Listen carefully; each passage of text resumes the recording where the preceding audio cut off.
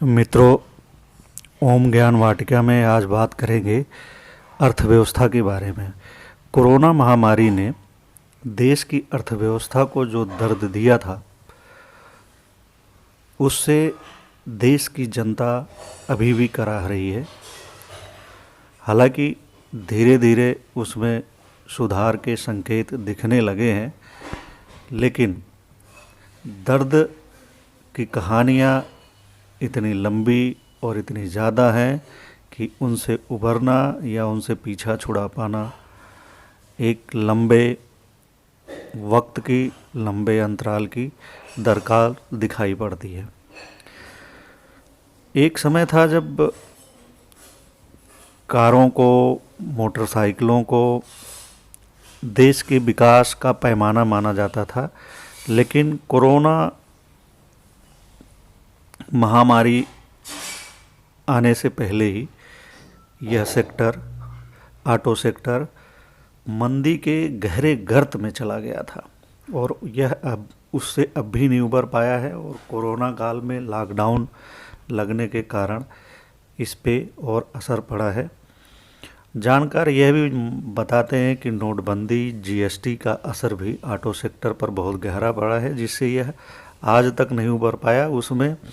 उसके बाद कोरोना काल में जो लॉकडाउन लगाया गया, उससे यह क्षेत्र काफ़ी नुकसान में रहा और यह चमकीला क्षेत्र, जो कि लोगों की सुविधा का एक प्रमुख क्षेत्र है और सुविधा का एक प्रमुख साधन उपलब्ध कराता है, वह काफ़ी धुंधला सा हो गया है। अभी एक रिपोर्ट आई है कि अक्टूबर में भी वाहन बिक्री काफ़ी सुस्त रही है।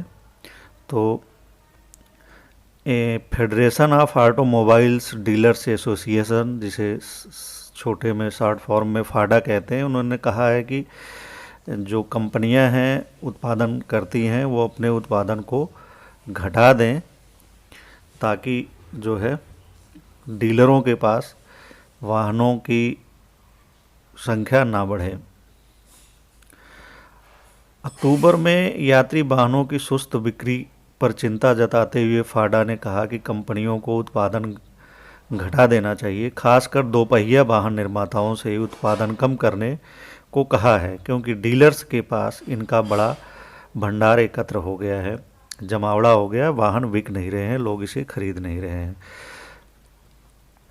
सवाल यह है कि लोग खरीद क्यों नहीं रहे हैं, जबकि ये सुविधाएं लोगों को चाहिए ही। कोई स्टेटस सिंबल के लिए लेता है, तो कोई जो है अपनी ज़रूरी उसके लिए।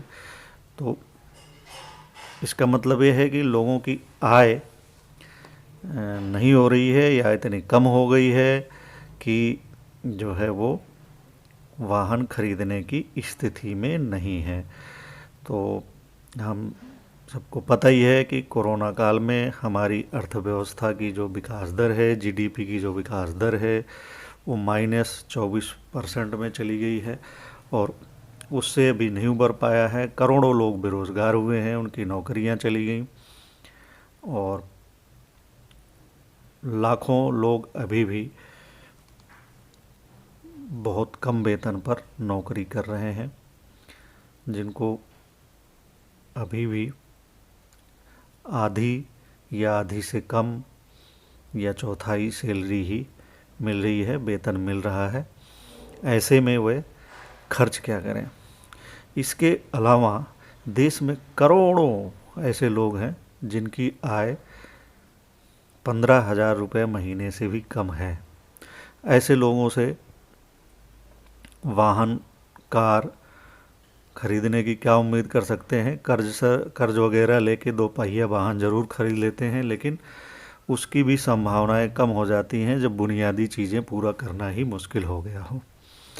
बहरहाल फाडा ने बताया कि कंपनियों की ओर से डीलर्स को की गई थोक आपूर्ति के मुकाबले वाहनों की खुदरा बिक्री 8.8% तक कम रही है। इससे डीलर्स के पास पहले से पड़ा वाहनों का जखीरा और बढ़ गया है। अगर सितंबर के मुकाबले देखा जाए तो बिक्री में 5% तेज़ी आई है।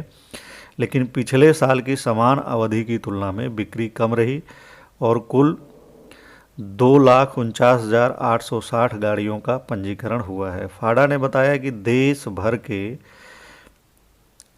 1257 स्थानीय यातायात कार्यालय आरटीओ से जुटाए आंकड़ों के अनुसार अक्टूबर 2019 में 2,73,980 गाड़ियों का पंजीकरण किया गया था।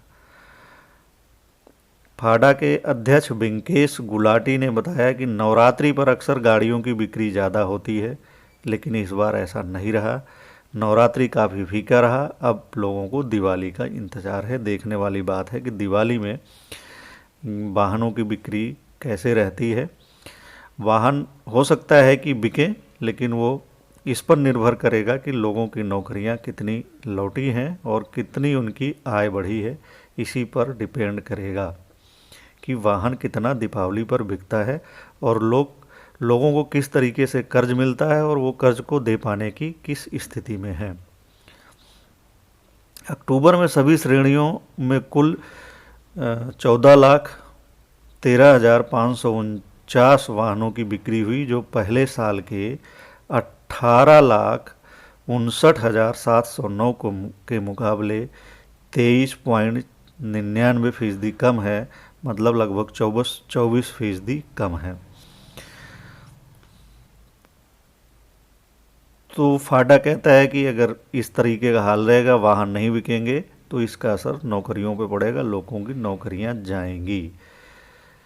और उधर नौकरियों का हाल ये है कि अक्टूबर में नौकरियां लोगों की बढ़ी तो हैं, लेकिन पिछले साल के मुकाबले 17% कम हैं।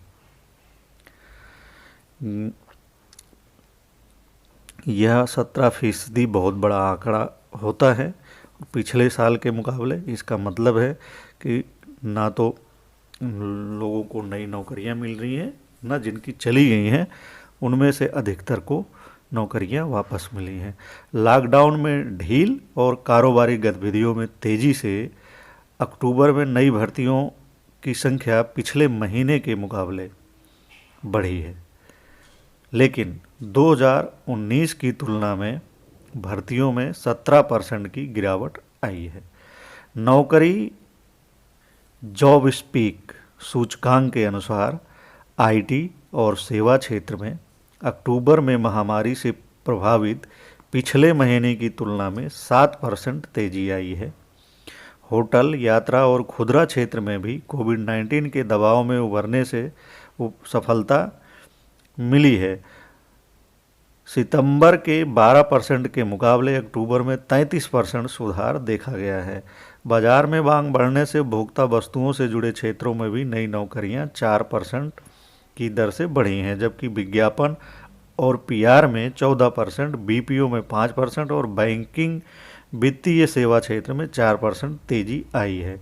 टिकटिंग, यात्रा और एयरलाइंस में पेशेवरों की मांग भी 35% बढ़ी है। मनोरंजन क्षेत्र में भी तेजी आई है और फिल्म प्रोडक्शन में 17% नई भर्तियां हो रही हैं। बावजूद इसके करोड़ों लोग अभी भी बेरोजगार हैं और करोड़ों लोग इतने कम वेतन पर अपना जीवन निर्वाह कर रहे हैं कि ज़रूरतें पूरी करना उनके लिए मुश्किल हो गया है। बहुत सारे ऐसे लोग हैं जो लोग ने कर्ज लेकर अपने जीवन को आगे बढ़ाया, लेकिन अभी तक वही स्थिति में नहीं आ पाए हैं कि उस कर्ज को चुका सकें, या आगे भी उसकी संभावना दिख रही है। ऐसे में ऑटो सेक्टर की मंदी दूर होना अभी दूर की कौड़ी लगता है। उम्मीद करता हूँ कि ये वीडियो आपको पसंद आएगा और आप लोग इसको शेयर और सब्सक्राइब करना नहीं भूलेंगे। शेयर और सब्सक्राइब करते रहेंगे तो इसी तरह के वीडियो आपको इस चैनल पर उपलब्ध कराते रहेंगे। धन्यवाद, नमस्कार।